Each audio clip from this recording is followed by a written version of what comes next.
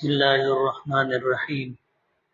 عن أبي هريرة رضي الله تعالى عنه أن رسول الله صلى الله عليه وسلم قال: يتعاقبون فيكم ملائكة بالليل وملائكة بالنهار ويجتمعون في صلاة العصر وصلاة الفجر ثم يعرض الذين باتوا فيكم فيسألوهم وهو عالم بهم كيف تركتم عبادي فيقولون تركناهم وهم يصلون وآتيناهم وهم يصلون.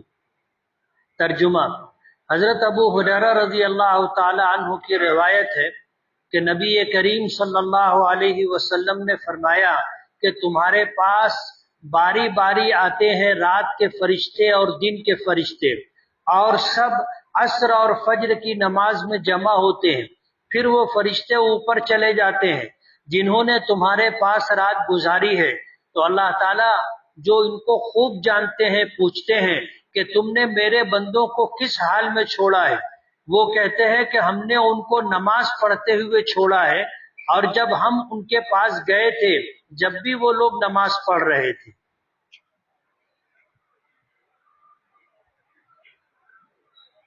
فرشتوں کے متعلق بات چل رہی تھی. قرآن کریم کی کئی آیتیں جو پچھلے ہفتے سے پہلے پیوستہ ہفتے میں ہم نے اس پر گفتگو کی تھی. اس حدیث پاک کو حضرت ابو ہریرہ رضی اللہ تعالی عنہ روایت کرتے ہیں. اس میں اللہ تعالیٰ کی نورانی مخلوق فرشتوں کا تذکرہ ہے. یہ کائنات اللہ تعالیٰ کی مخلوق ہے. اللہ نے اسے پیدا کیا ہے اور اللہ ہی اس کے رب ہے، اس کے نگہبان ہے، اور اس پوری دنیا کے نظام کو اللہ پاک سنبھالے ہوئے ہیں. اور اللہ تعالیٰ کی غیبی مخلوق جو ہمیں نظر نہیں آتی، اللہ کے فرشتے اللہ تعالیٰ کے اس نظام کو قائم رکھے ہوئے ہیں اور دی گئی ذمہ داریوں کو پورا کرتے ہیں. انہی فرشتوں میں سے فرشتوں کی ایک جماعت ہے جنہیں اللہ تعالیٰ نے اپنی مخلوق یا اشرف المخلوقات انسانوں کے ساتھ جوڑ کر کے رکھا ہے.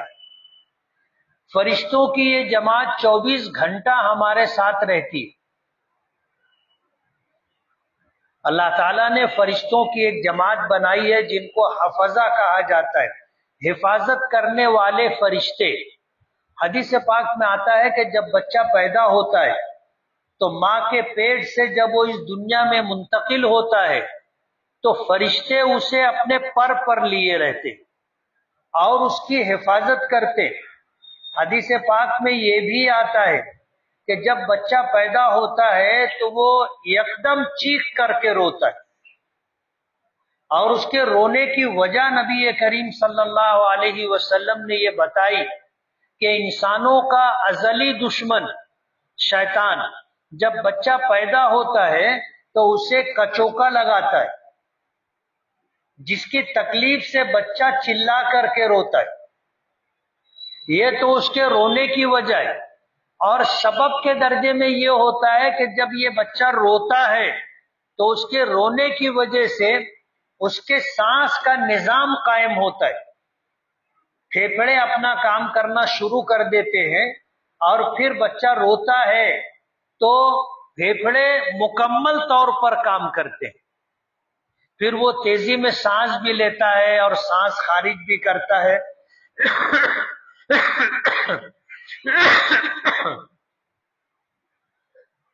تو بچہ جب پیدا ہوتا ہے تو اسی وقت سے شیطان اس کے پیچھے لگ جاتا ہے. لیکن اللہ تعالیٰ نے فرشتوں کی ایک جماعت رکھی ہے جو بچے کی پیدائش سے لے کر کے موت تک اس کی حفاظت کرتے رہتی. ہم 24 گھنٹہ لوگوں کے درمیان رہیں، ساتھ میں رہیں، ایسا نہیں ہوتا. بہت سارے مواقع ایسے ہوتے ہیں کہ ہم اکیلے ہوتے، تنہا ہوتے ہیں. کبھی ہم باتھ روم میں ہوتے ہیں، کبھی لیٹرین میں ہوتے ہیں، کبھی اپنے کمرے میں ہوتے ہیں، کبھی اکیلے کہیں آ رہے جا رہے ہوتے ہیں، اور اس راستے پر ہمارے ساتھ کوئی ہمارا ساتھی نہیں ہوتا. تو شیطان تو ہمارا ازلی دشمن ہے، اور اس کو اللہ نے وہ قوت اور تصرفات دیے ہیں کہ اگر وہ ہمیں ہلاک کرنا چاہے تو ہلاک کر سکتا ہے. جیسے کبھی ایسا ہوتا ہے کہ انسان اکیلا ہو تو اس کے انسانی دشمن اس کو قتل کر دیتے ہیں، اس کو اذیت اور تکلیف دیتے ہیں. تو شیطان کو جو ہے اللہ تعالیٰ نے انسانوں سے زیادہ قوت عطا کی ہے. ہمارے تنہا ہونے پر وہ ہمارے ساتھ انسانی دشمنوں سے بھی زیادہ تکلیف دہ ہو سکتا ہے. لیکن اللہ تعالیٰ نے فرشتوں کی ایک جماعت رکھی ہے، حفظہ جنہیں کہا جاتا ہے، حفاظت کرنے والے فرشتے، وہ ہمارے ساتھ 24 گھنٹہ رہتے ہیں. اللہ تعالیٰ نے فرشتوں کی الگ الگ جماعتیں ہمارے ساتھ رکھی. 2 فرشتے ہوتے ہیں جن کا پیچھے تذکرہ ہوا کہ وہ نیک اعمال اور اعمال بد لکھنے پر مامور ہوتے ہیں، جس کو کرامن کاتبین کہا جاتا ہے. وہ ہمارے اعمال لکھتے ہیں، ہماری زبان سے نکلی ہوئی باتوں کو لکھتے ہیں، نیکیوں کو بھی لکھتے ہیں، گناہوں کو بھی لکھتے ہیں. فرشتوں کی ایک جماعت ایسی ہوتی ہے جو ہمارے ساتھ دن کا وقت گزارتی اور ہمارے ساتھ ساری رات گزارتی. اس حدیث پاک میں حضرت ابو ہریرہ فرماتے ہیں کہ نبی کریم صلی اللہ علیہ وسلم نے فرمایا کہ فرشتوں کی ایک جماعت ہے جو رات تمہارے ساتھ گزارتی ہے اور ایک جماعت ہے جو دن تمہارے ساتھ گزارتی، اور ان کی ڈیوٹی ہوتی ہے. اور یہ دونوں جماعتیں فجر کی نماز میں اور عصر کی نماز میں اکٹھا ہوتی. جب فجر کی نماز کا وقت ہوتا ہے تو رات جو جن فرشتوں نے ہمارے ساتھ گزاری تھی وہ بھی فجر کی نماز میں رہتے ہیں، اور جو فرشتے دن میں ہمارے ساتھ رہیں گے وہ بھی فجر کی نماز میں آ جاتے. اور جب فجر کی نماز ہو جاتی ہے تو وہ فرشتے جو ہمارے ساتھ رات بھر رہے وہ چلے جاتے، اور وہ جماعت جو دن میں ہمارے ساتھ رہے گی وہ ہمارے ساتھ رہتی ہے. اور جب عصر کی نماز ہوتی ہے تو عصر کی نماز میں فرشتوں کی وہ جماعت پھر آ جاتی ہے جن کو ہمارے ساتھ رات گزارنا ہوتی ہے. تو فرشتوں کی جب یہ جماعت واپس جاتی ہے اللہ کی بارگاہ میں تو اللہ پاک ان سے پوچھتے ہیں کہ تم نے جن کے ساتھ رات گزاری ہے تم نے انہیں کس حال میں چھوڑا، کس حال میں چھوڑا؟ تو وہ فرشتے کہتے ہیں کہ ہم نے ان کو اس حال میں چھوڑا کہ وہ نماز پڑھ رہے تھے، اور جب ہم ان کے پاس گئے تھے تو بھی وہ لوگ نماز پڑھ رہے تھے. یعنی رات جو فرشتے تھے وہ جاتے ہیں تو وہ کہتے ہیں کہ ہم نے ان کو نماز پڑھنے کی حالت میں چھوڑا، اور جب ہم گئے تھے ان کے پاس عصر کی نماز میں اس وقت بھی وہ نماز میں تھے. تو فرشتے جو ہمارے ساتھ 24 گھنٹہ رہتے ہیں، 2 جماعتیں، وہ رات اور دن ہمارے ساتھ گزارتے ہیں. اللہ تعالیٰ کا ایک تکوینی نظام ہے، ایک غیبی نظام ہے جو اللہ پاک اپنی نورانی مخلوق فرشتوں کے ذریعے سے انجام دیتے. تو ہم کبھی بھی اکیلے نہیں رہتے. ہماری حفاظت کے لیے اللہ پاک نے فرشتوں کو مامور کیا، ہمارے ساتھ رہنے کے لیے اللہ پاک نے فرشتوں کو مامور کیا. جب آدمی نیک اعمال کرتا ہے تو یہ نورانی مخلوق ہم سے مانوس ہو جاتی ہے، اور پھر وہ فرشتے ہم سے انسیت، محبت اور تعلق رکھتے ہیں. لیکن جب ہم گناہ کرتے ہیں تو یہ فرشتے ہم سے دور ہو جاتے. گناہوں کی نحوست اور بدبو ایسی ہوتی ہے کہ ان فرشتوں کا ہمارے ساتھ رہنا مشکل ہو جاتا ہے. لیکن جو لوگ عبادات میں، طاعات میں، ذکر میں، قرآن کریم کی تلاوت میں نیکیوں کے ساتھ اپنا وقت گزارتے ہیں تو یہ چیز فرشتوں کو محبوب ہوتی ہے، ان کو اچھی لگتی ہے. تو یہ فرشتے بھی ہم سے مانوس ہو جاتے ہیں اور پھر ہمارے لیے وہ دعا بھی کرتے رہتے ہیں.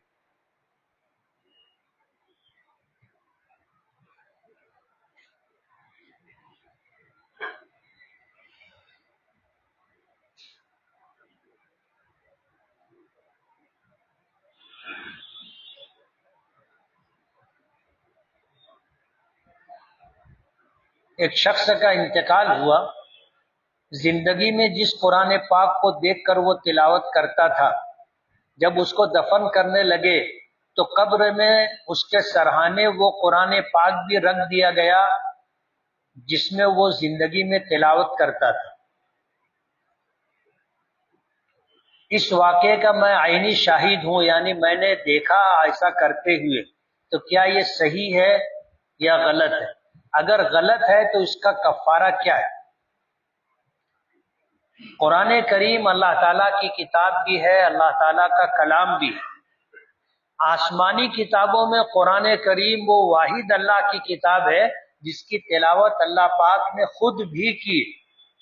حدیث پاک میں آتا ہے کہ قرآن کریم کی جن آیات اور سورتوں کا نزول ہوتا تھا، اللہ پاک اس کی تلاوت کرتے تھے، حضرت جبرائیل سنتے تھے، اور حضرت جبرائیل سن کر کے آتے تھے، آ کر نبی کریم صلی اللہ علیہ وسلم کے سامنے پڑھا کرتے تھے، تلاوت کیا کرتے تھے، اور اسے سن کر کے نبی کریم صلی اللہ علیہ وسلم اسے یاد کرنے کی کوشش کرتے تھے۔ اور اس معاملے میں آپ کا عمل یہ تھا کہ آپ جبرائیل کے پڑھنے کے ساتھ پڑھنے لگتے تھے۔ اللہ پاک نے منع کیا کہ آپ ایسا مت کرو۔ آپ چاہتے ہو کہ قرآن کریم آپ کو یاد ہو جائے، تو یہ ہماری ذمہ داری ہے کہ اس کا ایک لفظ اور ایک حرف بھی ضائع نہیں ہوگا۔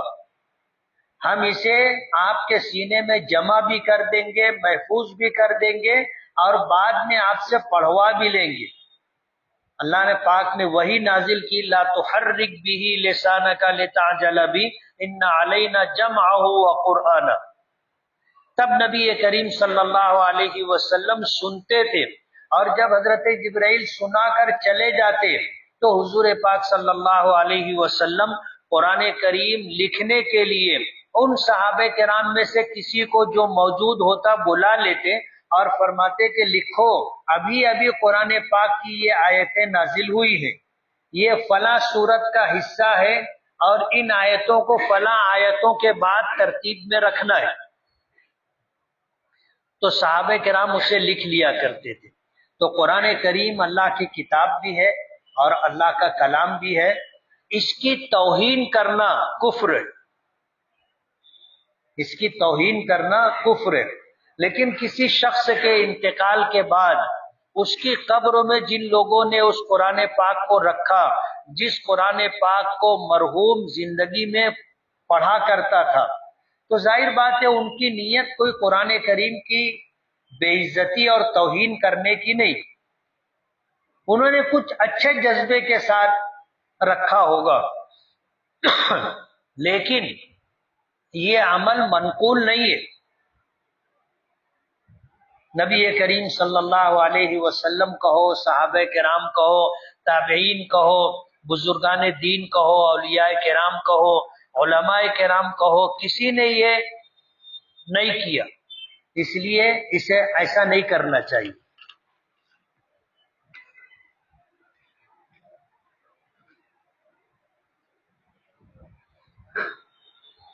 ہمارے کچھ گھریلو معاملات ہیں، ہم نے اس کے حل کے لیے جمعیت علماء کے دفتر میں عرضی دی ہے، 3 ماہ ہو گئے۔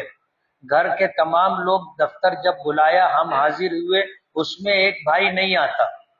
اب ہم آپ سے ملاقات کرنا چاہتے ہیں، ملاقات کا وقت دیں۔ ظاہر بات ہے پنچایتی معاملہ ہے، اب اگر جن کا معاملہ ہے وہ آ کر مل بھی لیں گے اور ایک بھائی نہیں آتا تو مسئلہ کیسے حل ہوگا؟ ظاہر بات ہے مسئلے کے حل کے لیے سب کا راضی ہونا ضروری ہے۔ شیئر مارکیٹ میں پیسہ انویسٹ کرنا کیسا ہے اور اس سے جو آمدنی ہو اس کا استعمال کرنا کیسا ہے؟ شیئر مارکیٹ میں تمام کاروبار جائز ہو ایسا بھی ضروری نہیں ہے، اور تمام کاروبار ناجائز ہو ایسا بھی ضروری نہیں۔ آپ علماء کرام سے تحقیق کریں، جن کاروبار کو شریعت نے حلال قرار دیا ہے اس میں آپ پیسہ انویسٹ کر کے شریک اور پارٹنر بن سکتے ہیں، اور جو اس سے آمدنی ہوگی اس کا استعمال جائز ہوگا۔ لیکن ایسا کاروبار جو شریعت کی نظر میں جائز اور حلال نہیں ہے، ایسے کاروبار میں انویسٹ کرنا درست نہیں۔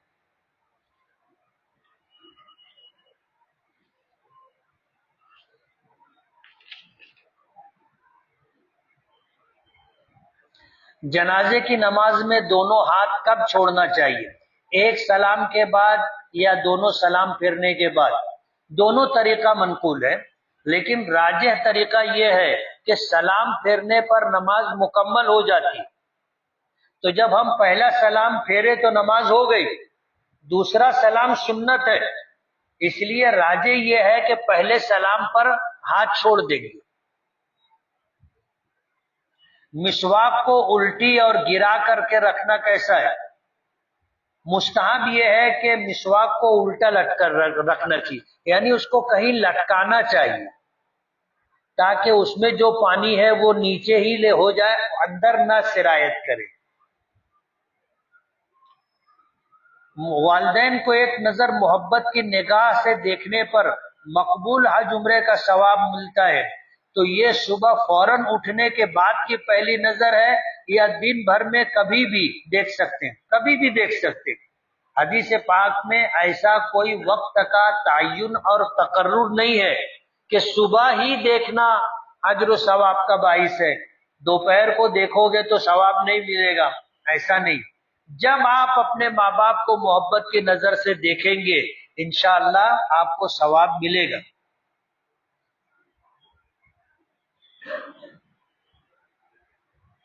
آج کے معاشرے میں زنا اور لواطت عام ہو گئی ہے، اس کا عذاب بتائیے اور اس سے کیسے بچے۔ نبی کریم صلی اللہ علیہ وسلم جب معراج میں تشریف لے گئے تھے تو آپ کو جنت اور جہنم دونوں دکھائی گئی تھی۔ جہنم میں آپ کو یہ دکھایا گیا تھا کہ ایک آگ کا تنور ہے جس میں ننگے مرد اور ننگی عورتیں ہیں، اور آگ بھڑکتی ہے تو آگ کے بھڑکنے کے ساتھ وہ اوپر تک آتے، آگ ان کو اوپر تک اٹھا کے لاتی ہے، پھر جب وہ آگ نیچے بیٹھتی ہے تو پھر اندر گر جاتے۔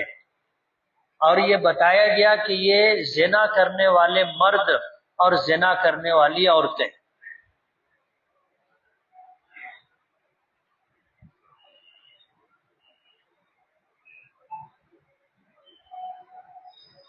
میرے شوہر کا انتقال ہو چکا ہے، میں بوڑھی ہو گئی ہوں، مگر میرے بچے میرا سارا خرچہ میرے پیسے سے ہی پورا کرتے ہیں، اور گھر کی ساری ضروریات بھی میرے پیسوں سے آتی ہے، اور میرے سب بچے کماتے بھی ہیں، تو کیا یہ درست ہے؟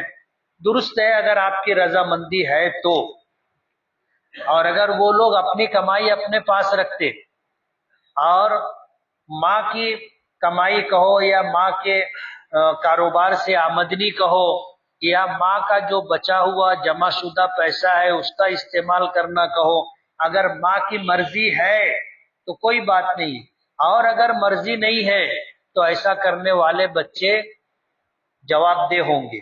ماں کی مرضی کے بغیر اس کا پیسہ استعمال کرنا درست نہیں۔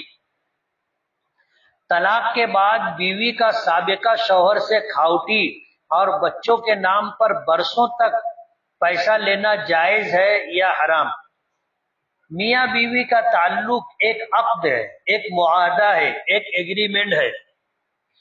جب تک نکاح رہے گا شوہر بیوی کے سارے خرچوں کا ذمہ دار ہے، اور جب یہ ایگریمنٹ باقی نہیں رہا، طلاق کے ذریعے یہ معاملہ ختم ہو گیا، تو اب بیوی کا عدت تک تو اپنے شوہر سے خرچہ لینا جائز ہے، درست ہے، اور شریعت نے یہ نفقہ مقرر کیا ہے۔ وجہ اس کی یہ ہے کہ عدت گزرنے تک یہ عورت کسی دوسرے مرد سے نکاح نہیں کر سکتی۔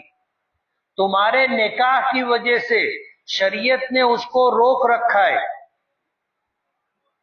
شریعت نے روک رکھا ہے، تو جب تک عدت پوری نہیں ہو جاتی اس کا خرچہ شوہر کے ذمے ہے، لیکن جب عدت پوری ہو گئی تو اب اس کے بعد شوہر اپنا خرچہ شوہر سے نہیں لے سکتی، یہ شریعت کا حکم ہے۔ لیکن ملکی قانون میں کھاوٹی کے نام پر ایک ایسا قانون ہے جس کی وجہ سے طلاق کے بعد بھی، عدت ختم ہو جانے کے بعد بھی شوہر کو خرچہ دینا پڑتا ہے۔ بیوی کے لیے یہ خرچہ لینا جائز نہیں ہے۔ عدت کے بعد کھاوٹی کے نام پر بیوی کا کورٹ کے ذریعے اپنے سابقہ شوہر سے ماہانہ خرچہ کھاوٹی کے نام پر لینا جائز نہیں۔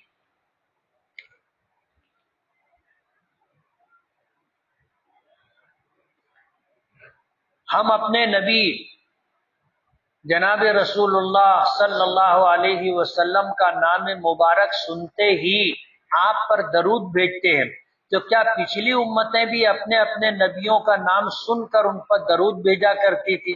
غالباً یہ حکم تھا، صراحت کے ساتھ مجھے معلوم نہیں، لیکن قرآن کریم میں اللہ پاک کا حکم ہے، ان اللہ و ملائکتہ یصلون علی النبی، کہ بے شک اللہ اور اس کے فرشتے نبی کریم صلی اللہ علیہ وسلم پر درود بھیجتے۔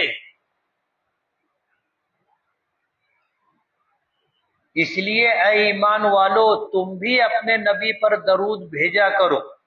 ہمیں حکم دیا گیا کہ صلو علیہ وسلموا تسلیما، کہ تم بھی صلاۃ و سلام بھیجا کرو۔ نبی کریم صلی اللہ علیہ وسلم کے ہم پر بے شمار احسانات، اس لیے علماء کا متفقہ فیصلہ ہے کہ نبی کریم صلی اللہ علیہ وسلم کا نام مبارک آئے، ہم نے سنا تو ہم بھی درود بھیجیں، اور سب سے مختصر درود ہے صلی اللہ علیہ وسلم۔ ایک مجلس میں علماء کہتے ہیں کہ ایک مرتبہ 10 مرتبہ حضور کا نام آیا، اور ایک مرتبہ درود بھیجنا واجب ہے، اور ہر مرتبہ درود بھیجنا اپنے لیے خیر و برکت کا باعث ہے۔ اب بعض علماء فرماتے ہیں کہ جب جب حضور کا نام نامی آئے گا، ہر مرتبہ درود بھیجنا واجب ہے۔ جمعہ کے دن بیان ہوتا ہے تو کچھ لوگ سو جاتے، جگانے پر اٹھتے ہیں، ظاہر بات ہے سو گئے تو ان کا وضو ٹوٹ گیا، لیکن وہ بغیر وضو کیے نماز ادا کر لیتے۔ اس لیے بیان کے بعد جس طرح سنتیں پڑھنے کا اعلان ہوتا ہے، اسی طرح یہ بھی اعلان کر دینا چاہیے کہ بھئی جو سو گئے تھے ان کا وضو ٹوٹ گیا ہے، وہ دوبارہ وضو کر لیں۔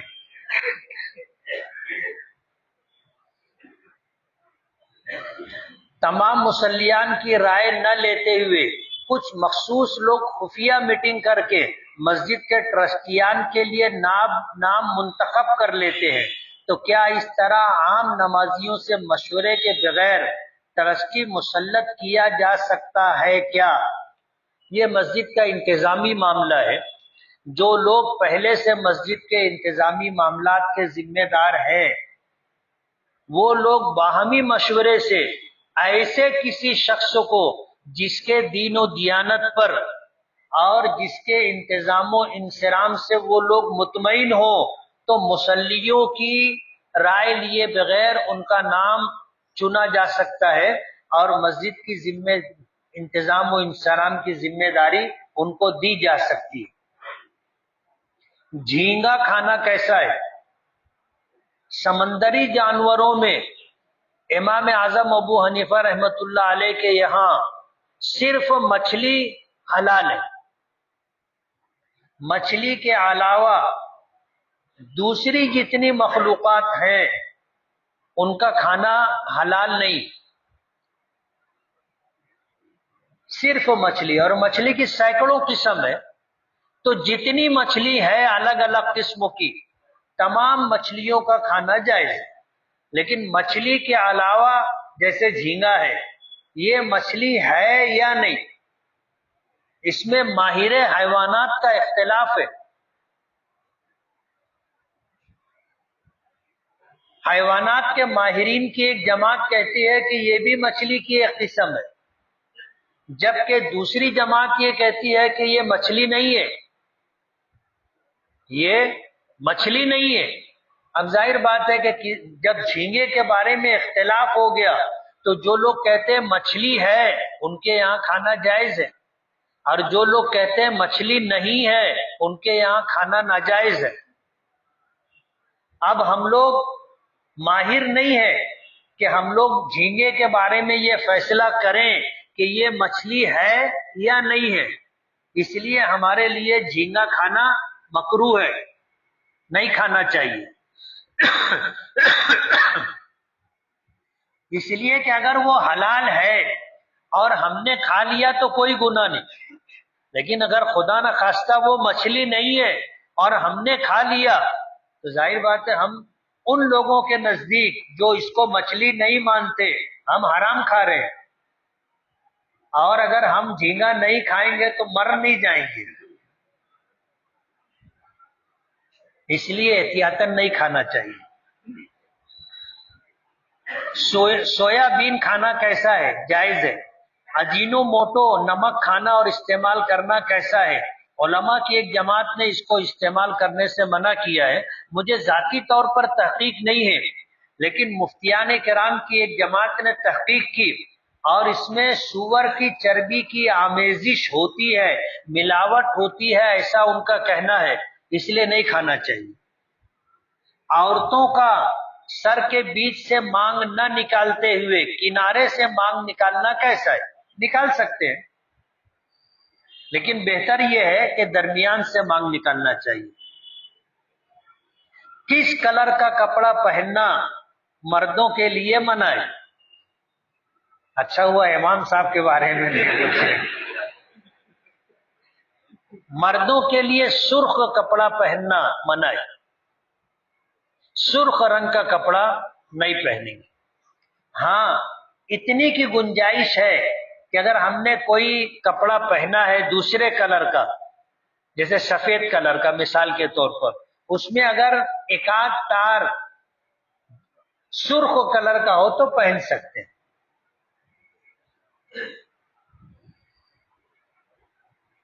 کسی مریض کو اگر خون کی ضرورت ہے تو کیا اسے خون دے سکتے ہیں؟ دے سکتے ہیں۔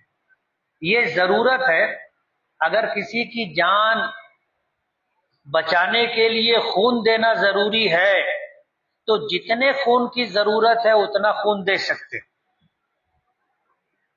ہر جمعہ اپنے والدین کی قبروں کی زیارت کے لیے جانا اور ان کے لیے مغفرت کی دعا کرنا کیسا ہے؟ کرنا چاہیے۔ کم سے کم ہفتے میں ایک مرتبہ، اور جمعہ کا دن زیادہ بہتر ہے، اپنے والدین کی قبروں پر، اپنے متعلقین کی قبروں پر جانا چاہیے۔ ایک زمانہ تھا کہ نبی کریم صلی اللہ علیہ وسلم نے قبروں پر جانے سے منع کیا تھا۔ وجہ اس کی یہ تھی کہ لوگ قبروں پر جا کر وہ کام کرتے تھے جو کام شرعاً جائز نہیں تھا۔ حضور نے منع فرمایا تھا، حدیث پاک میں آتا ہے کنت نہیتکم عن زیارت القبور، کہ میں نے تمہیں قبروں کی زیارت کرنے سے منع کیا تھا۔ پھر فرمایا الا فزوروها، سنو اب قبروں کی زیارت کیا کرو۔ آدمی قبرستان آتا جاتا ہے تو اسے اپنی آخرت کا استحضار اور موت کا استحضار ہوتا ہے کہ ایک وقت آئے گا کہ مجھے بھی آنا ہے، اس لیے قبرستان جانا آنا چاہیے۔ جنازے کی نماز میں مقتدی امام کے تابع ہوتا ہے تو امام کے پیچھے ثنا، پھر درود شریف، پھر بالغ یا نابالغ بچہ بچی یا مرد عورت کی دعا پڑھنا ہے یا نہیں؟ پڑھا جائے گا۔ امام کے لیے بھی ضروری ہے، مقتدی کے لیے بھی ضروری ہے۔ جنازے کی نماز میں چاروں تکبیر فرض ہے، چاروں تکبیر فرض ہے، لیکن ثنا پڑھنا، درود پاک پڑھنا اور دعا پڑھنا فرض نہیں۔ اگر نہیں بھی پڑھیں گے تو نماز ہو جائے گی۔ ذکر جہری جو مشائخ کراتے ہیں اس کی دلیل کیا ہے؟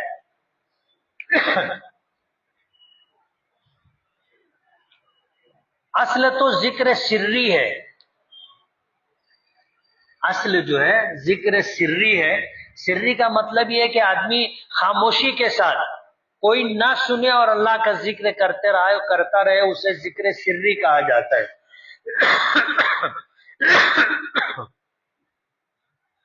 دل کی صفائی کے لیے اور اجتماع قلبی کے لیے، یکسوئی کے لیے کہ ذہن نہ بھٹکے، ذکر جہری کی بھی اجازت ہے، کر سکتے ہیں۔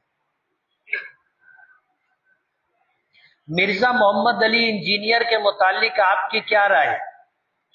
یہ شخص عام طور پر علماء امت کی جو رائے ہے اس سے ہٹ کر کے اپنی رائے رکھتا ہے، اور ظاہر بات ہے ایسا آدمی ہمیشہ اس کی بات صحیح ہو ایسا ضروری نہیں، اس لیے ایسے لوگ جو حضور پاک صلی اللہ علیہ وسلم کے زمانے سے لے کر آج تک جس مسئلے پر علماء کا اتفاق رہا ہے، اجماع رہا ہے، اس سے ہٹ کر کے اگر کوئی رائے دیتا ہے تو اس کی بات نہیں سننا چاہیے۔ مشائخ اور اہل اللہ بتاتے ہیں کہ باہر کا کھانا کھانے سے روحانیت کمزور ہوتی ہے، اس کا کیا مطلب ہے؟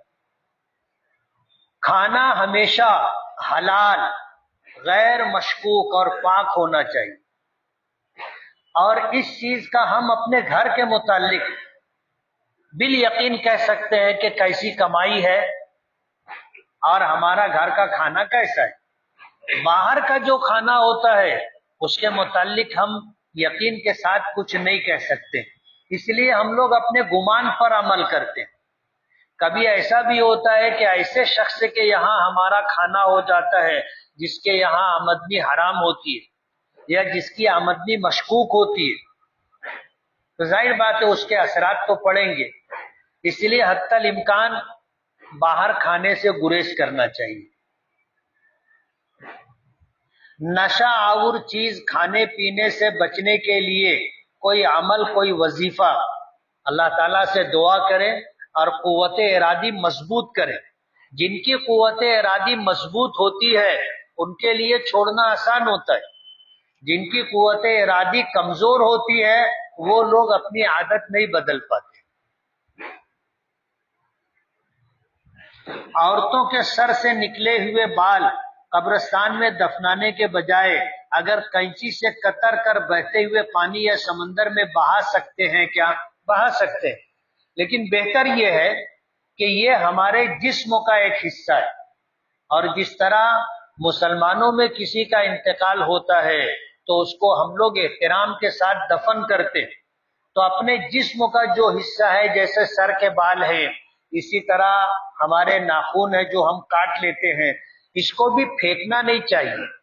پھینکنا اس کی ایک طرح کی بے حرمتی ہے، اس کو بھی دفن کرنا بہتر ہے۔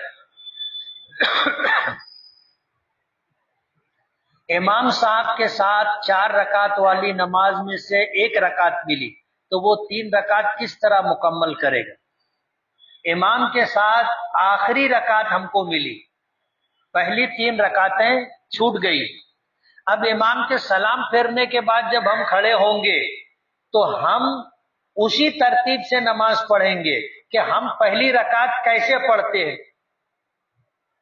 دوسری رکعت کیسے پڑھتے ہیں، تیسری رکعت کیسے پڑھتے ہیں، اسی طرح پوری کریں گے۔ گناہ کا کام کرنے سے پہلے اللہ کا نام لیا جائے تو ایمان چلا جاتا ہے۔ اگر کوئی شخص وضو کرنے سے پہلے بسم اللہ پڑھے اور پانی ضائع کرے تو اس کا کیا حکم ہے؟ وضو کرنے سے پہلے بسم اللہ پڑھنا سنت ہے، اور وضو کرنا ایک نیکی کا عمل ہے، بلکہ بسا اوقات جب ہمیں نماز پڑھنا ہے تو ظاہر بات ہے وضو فرض ہے، بغیر وضو کے نماز نہیں ہوگی، تو یہ بھی ایک عبادت ہے۔ اس کے شروع میں ہم نے بسم اللہ پڑھا ہے، اگر ہم سے پانی استعمال کرنے میں کوتاہی ہو گئی اور ہم نے اسراف سے کام لیا تو اسراف والا یہ عمل مکروہ ہے، لیکن بسم اللہ پڑھنے سے آدمی ایمان سے خارج نہیں ہوگا۔ گناہ اگر آدمی کرتا ہے اور پھر گناہ شروع کرنے سے پہلے، گناہ کا عمل انجام دینے سے پہلے بسم اللہ پڑھے تو اس کا ایمان چلا جائے گا۔ زید مستزنی کرتا ہے اور غسل نہیں کرتا تو کیا اس حالت میں نماز اور قرآن پڑھ سکتا ہے؟ نہیں پڑھ سکتا، اس کے اوپر غسل فرض ہے۔